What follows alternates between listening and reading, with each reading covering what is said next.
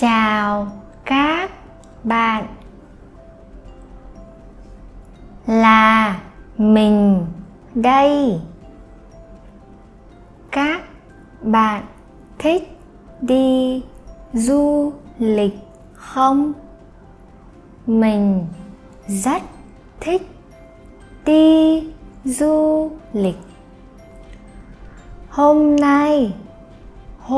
nay mình sẽ kể cho các bạn một câu chuyện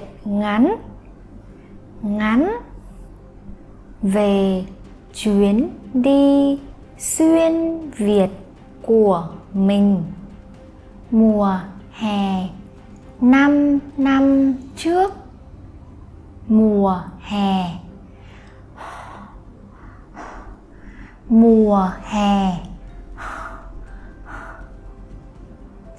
mình đã quyết định nghỉ việc để đi du lịch.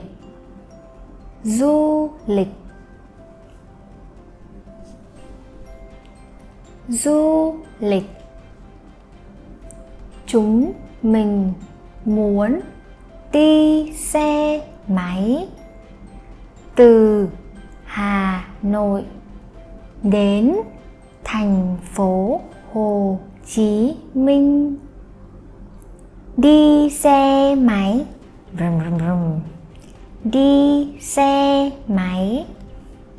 Trước khi đi, mình đã phải chuẩn bị cho chuyến đi.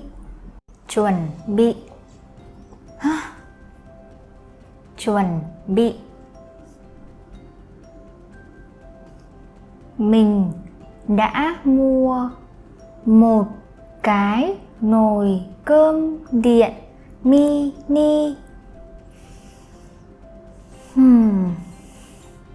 Nồi cơm điện. Đúng. Mình đã mang một cái nồi cơm điện mini khi đi du lịch bằng xe máy.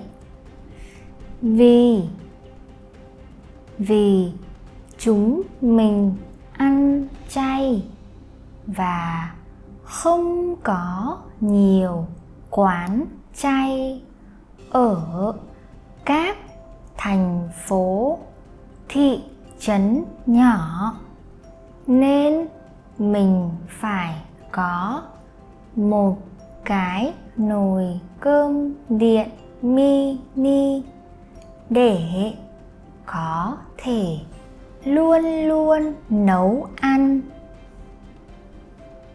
và không bị đói.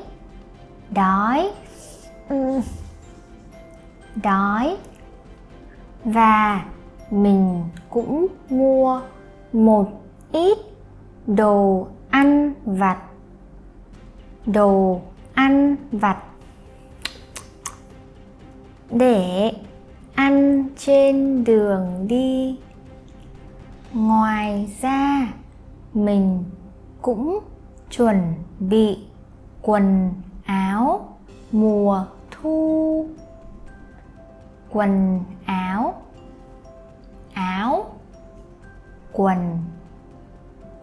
áo mùa thu. Vì chúng mình muốn đến Đà Lạt. Buổi tối ở Đà Lạt có thể sẽ lạnh.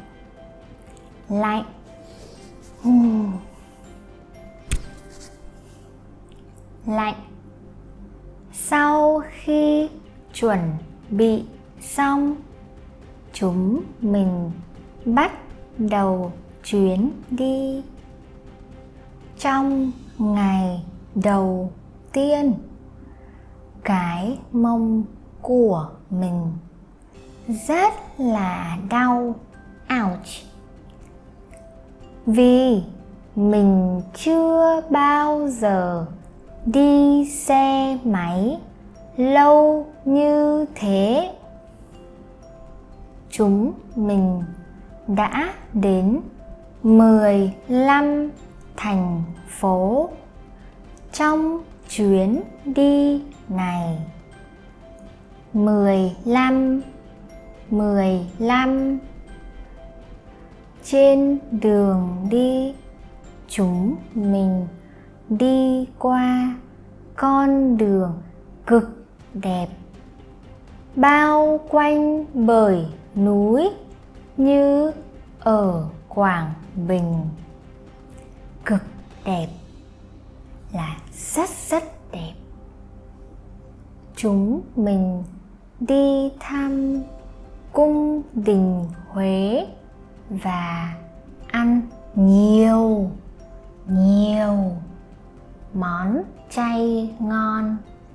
Và nơi mà mình thích nhất ở Việt Nam là bán đảo Sơn Trà ở Đà Nẵng, vì mình yêu thiên nhiên ở đó.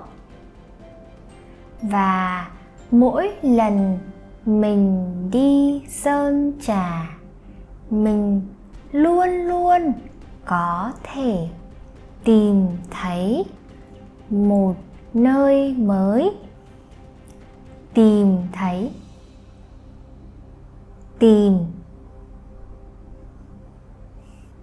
Sau đó chúng mình đến Hội An và đi xe đạp quanh phố cổ và đồng ruộng. Rời Hội An, chúng mình đi thẳng tới Tây Nguyên, nơi rất nổi tiếng với cà phê, hạt điều và nhiều thác nước rất đẹp. Thác nước.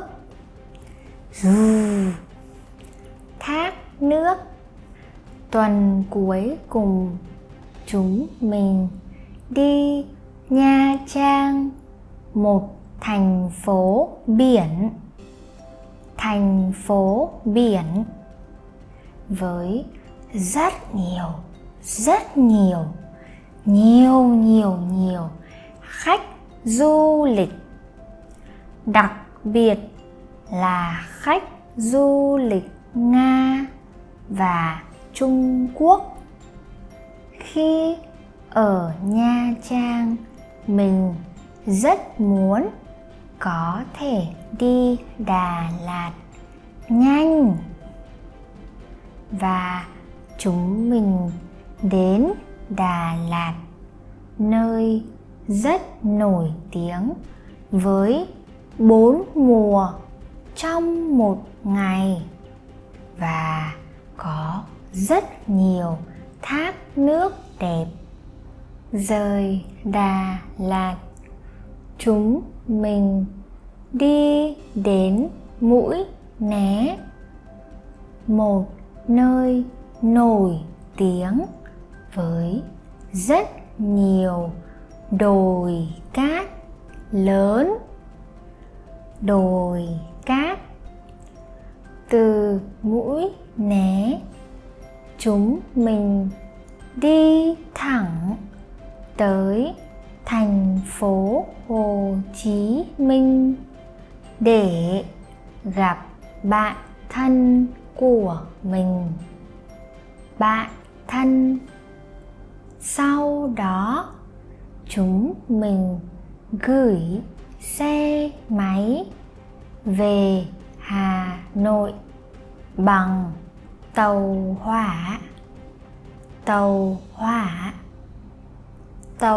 hỏa và chúng mình đi máy bay về Hà Nội máy bay, máy bay. Vậy là chúng mình đã kết thúc chuyến đi xuyên Việt trong 21 ngày. 21 ngày. Mình đã nhìn thấy rất nhiều cảnh đẹp ở Việt Nam.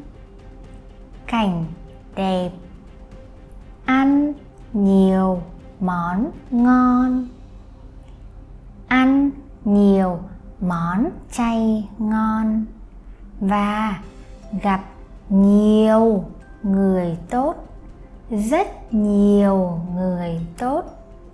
Và chắc chắn đó là một chuyến đi đáng nhớ. Còn bạn thì sao? Bạn thích đi du lịch ở đâu? Chuyến đi đáng nhớ của bạn là ở đâu? Bạn đã làm gì? Cảm ơn các bạn đã nghe câu chuyện của mình. Nếu các bạn muốn nghe nhiều câu chuyện của mình, các bạn theo dõi kênh của mình nhé. Tạm biệt.